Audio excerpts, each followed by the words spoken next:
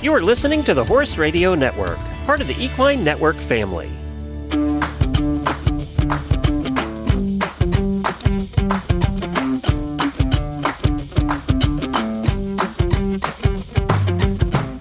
Welcome to this episode of the Business of Practice podcast, where we focus on the business and human sides of equine veterinary medicine.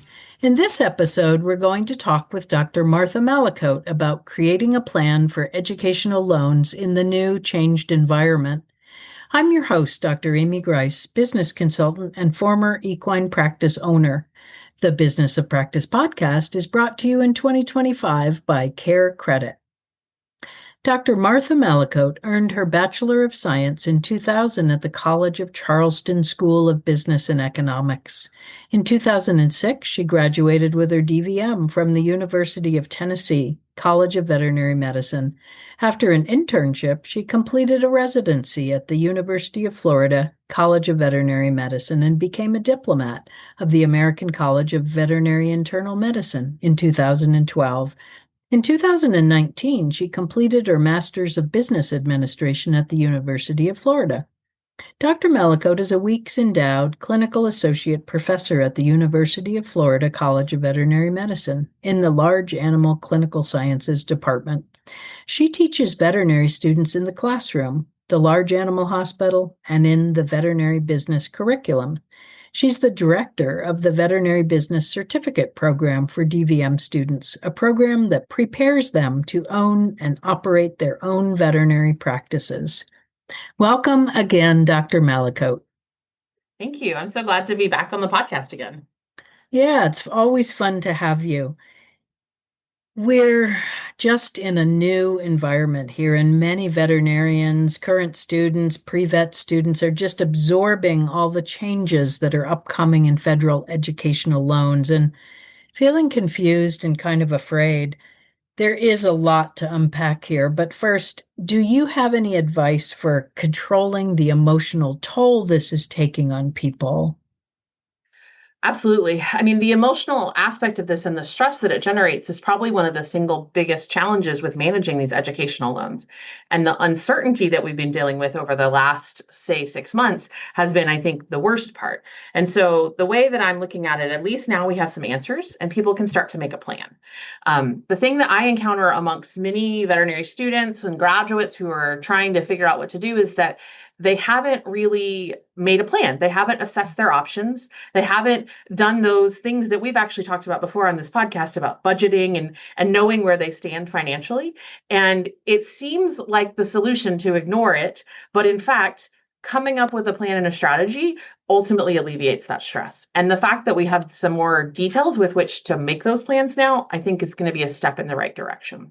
There's a lot of detail there. So each of those different groups, graduate veterinarians that are already in repayment and may have to change their plans, are in a different situation than current students and students that are starting this fall.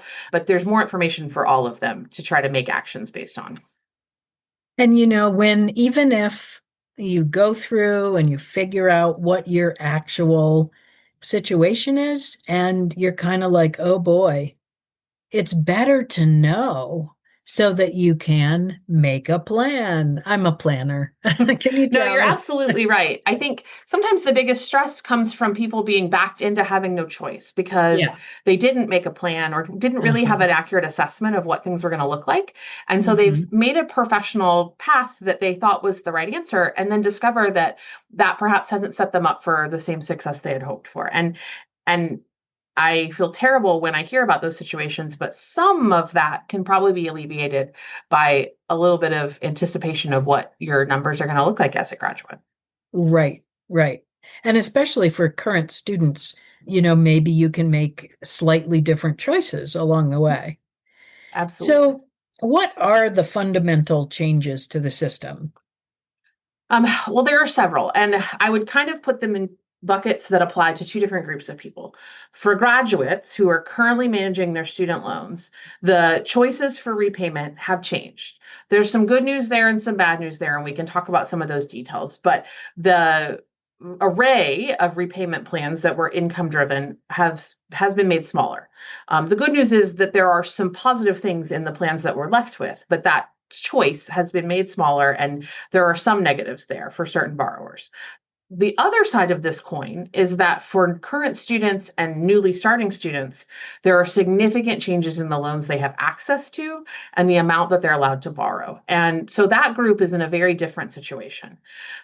This is probably the single biggest finding that's going to impact new and incoming students, is that there have been limits set on the amount of loans that will be allowed for professional students, for graduate students, and those are for unsubsidized federal loans, which are the typical loans that most graduate and professional student borrowers are utilizing. They're unsubsidized. Unlike undergraduate loans, they're not having their interest paid by the government while you're in school. You're accumulating interest. And those previously had some limits in that you would borrow up to the extent that you were allowed to borrow as an unsubsidized loan, and then you might add on what's called a graduate plus loan. It's at a slightly higher interest rate, but was an option to borrow further. And there really wasn't a practical limit on those dollars. There were limits, but not that were realistically a concern for a veterinary student. The new rules are that the professional students are allowed to borrow up to $50,000 a year in an unsubsidized loan. The graduate plus loans that used to be used to supplement that are being phased out completely and will not be available after next July.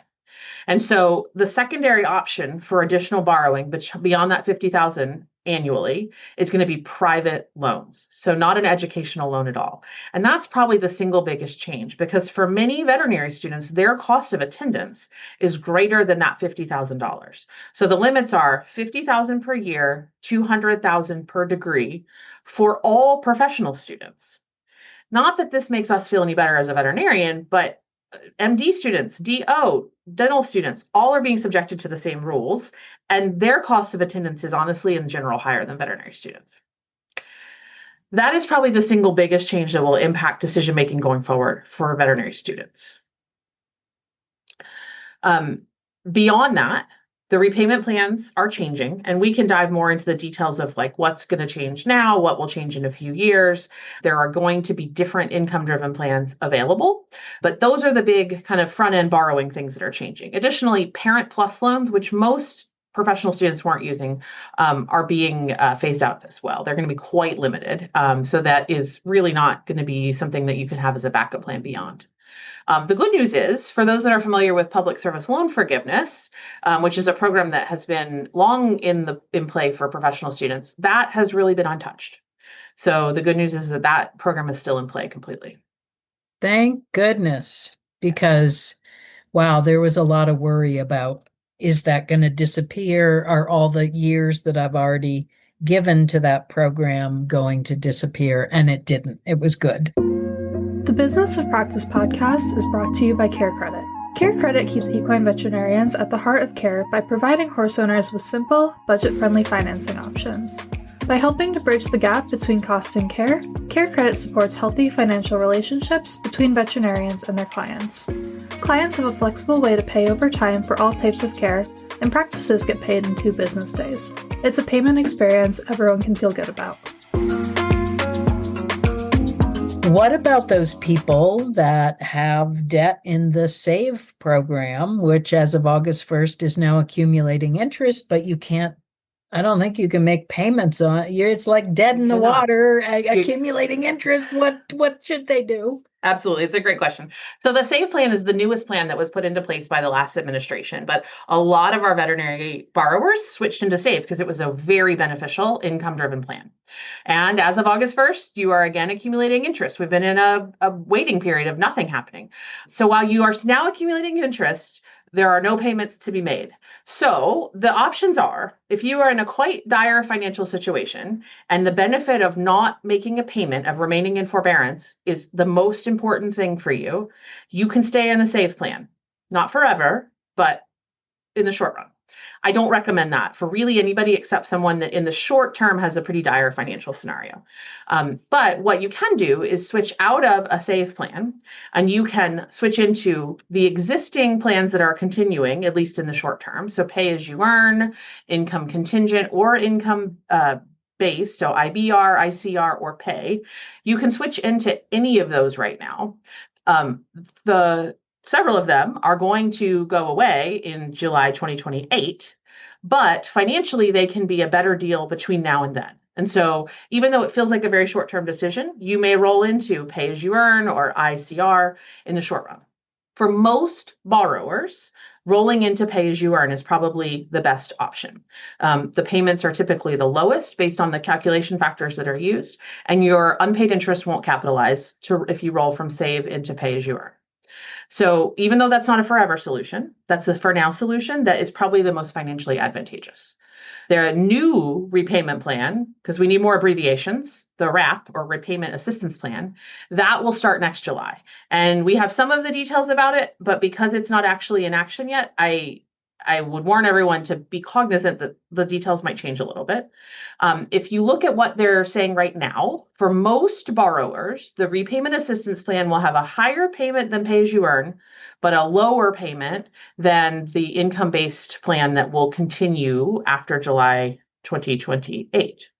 So that's where using the comparison tools that we have to look at payments, repayment time, total costs of the loan are really continue to be very, very important.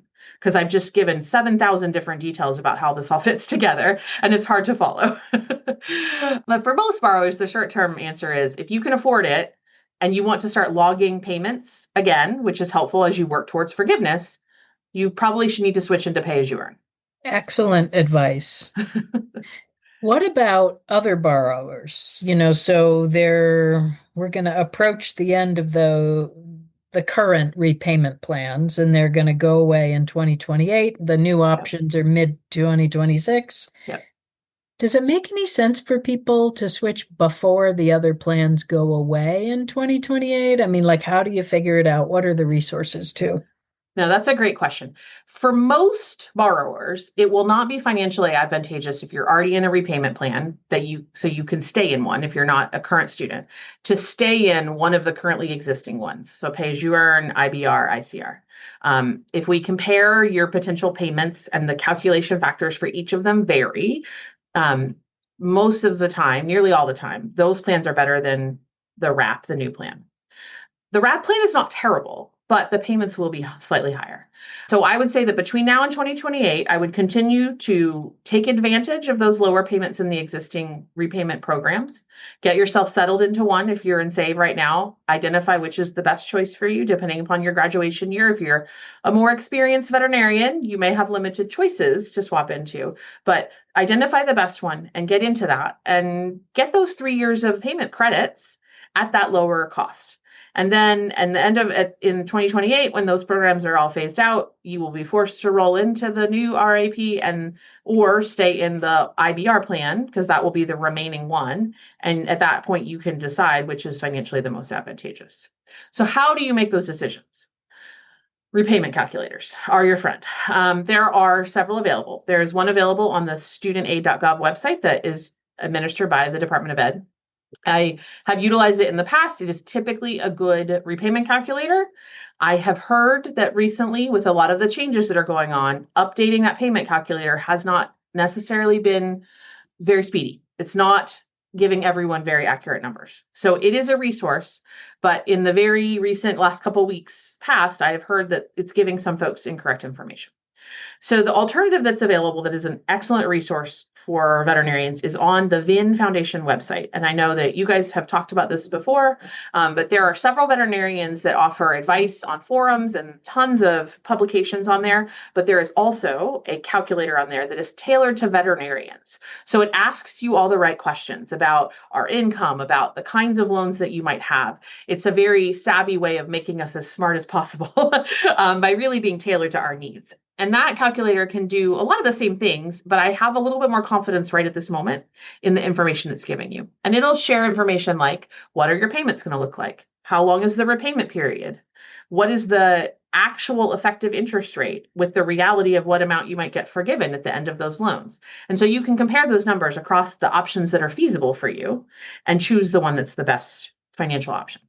Do people still have to save money for taxes? I'm sort of thinking that they do. There was a short period of time from like 2021 to 2025 that when loans were income-driven repayment loans were forgiven, when people got to the end of their terms, we were not charging them those taxes on it. But that was a short run, kind of a COVID related, generosity that did not get renewed. And so you will Gotcha. still be responsible for paying income taxes on the amount that's forgiven at the end of that loan repayment period. The thing I always like to say is that 22 or 30% of $100,000 is still less than $100,000. So, yes, you will have to pay taxes, and they are due in the year that loan is forgiven. So, you have to plan ahead for it, but you've got 15 or 20 years to plan for it. And that's just another savings bucket that you need to attend to. Your payments on your loans will be less, but then we need to plan for that loan, the taxes you'll owe. And the VIN calculator specifically will actually include a calculation of how much do you need to be saving, literally monthly, to plan for that tax payment at the end. That is very cool that they put Absolutely. that in there. Yeah, Yeah. absolutely. Because otherwise, could you imagine arriving that year and you're like, phew, finally done with that? Oh God, Yes, absolutely. No, Yeah. it is absolutely something to be cognizant of, but the calculator I'm talking about takes into account the cost of that in addition to the cost you're paying on your loan, and will also coach you on what you should be saving. Cool. Okay, but what about current students and pre-vet students? What should they be thinking? What should they be Absolutely. doing? So I guess my message to current and pre-vet students is, first of all, the sky is not falling. We are still going to have some income-based repayment options. That is not going to be our limiting factor. There are options available. Are the payments slightly more than they were in some of the plans where they're being retired? Yes, but they are still available. So there are things that exist that will be advantageous for us. The biggest challenge for current and incoming students is those maximums on loans. And so if you are an in-state student at a typical kind of a state school, veterinary school, you can potentially, get away with a $50,000 a year cost of attendance. That is still in play as in-state students in several places. If you are an out-of-state student, if you are attending an offshore school, if you are attending an international AVMA accredited school, those costs of attendance are typically higher than 50,000 and maybe a good deal higher than that. And so the biggest factor for you is going to be trying to figure out how you're going to deal with that difference between what you're allowed to borrow and what your cost of attendance will be. And when we think of cost of attendance, that's tuition and books. That's like the school part of it, but also your cost of living while you're a student. And there are some calculators that are used to determine how much you should be allowed to borrow based on what that should, quote unquote, cost you. And that's where they come up with that cost of attendance number. So for some students, that might mean that they need to figure out how to bridge a gap financially. Does that mean they look to savings? Maybe a returning student who's been in the workforce for some time and may have some savings they could use. Maybe family contributions. Students that are adults, they file their FAFSA and apply for their loans as an independent person, but they may still have families that are willing to help contribute to their education. Veterinary students that are in a partnership or have a spouse that may be working often can also kind of reduce their own expenses because they have someone in their family that is already in the workforce and has an income. So that can help. The big concern I have for me is that leaves a big gap for individuals who don't have things like family support or haven't been able to work and save. And that's a substantial part of the veterinary student population. We have a lot of students who are who struggle to pay for the cost of attending veterinary school. And so those students are going to really need to think hard about what are the options that are best available to them. Are they going to seek a lot of scholarship work? Are they going to try to figure out how they're going to be able to work as a veterinary student? How tight can they get their budget? Can they really work that budget down so that they can take on roommates or can identify a living situation where perhaps they're sharing part of their cost of rent for doing a bit of work on a farm or a relationship like that, some way that they might be able to better manage their expenses? In no way am I trying to judge somebody and try to say don't spend any money, but if you have a gap that you need to make up, the last option I want you to choose to make that up with is a private loan, because it's not going to carry any of the protections of a student loan. And so the interest rates will be higher. The protections for you for income-based repayment in the future won't exist. And so that to me is the last ditch option that I want to recommend. Yeah, when you think about that interest compounding, Yes. That's terrifying. And how could you possibly be paying it back while you're in school? I mean, you're just not. Correct. And that, even once you graduate, if you enter into an income-based repayment plan, those private loans that you've taken out won't be eligible to be consolidated in with those student loans. So it's going to be an Right. additional loan burden. Some of our students even start vet school with some private loans, depending upon where they went to undergraduate college. But to me, that's going to be the single biggest factor, is really critically assessing what's going to be the cost where I go to vet school. Is it a good investment? Should I accept this out-of-state offer, or should I wait a year and try again to be an in-state student at my own state school where the cost of attendance would be significantly less? My general feeling, despite being on the faculty at a College of Veterinary Medicine that I'm very proud of, is that you will get a good veterinary education at any of our accredited colleges. And so you should make that choice of attendance, at least partially based on the cost of attendance. I agree wholeheartedly. So that's a bit of a negative message, perhaps, to current and even more importantly, like pre-vet students. Most current students will be able to eke out with the rules and get out the door. But our pre-vet students are really going to need to think long and hard about the financial aspects. The one other thing that I remain optimistic about, but it's not a known quantity yet, is that when we think about these limits that have been placed, they are going to have an even bigger impact on medical school trainees than veterinary school. The cost of attending medical school is larger than attending veterinary school. We're talking about a much larger demand. We need many more medical doctors, than we need veterinarians to meet existing demand.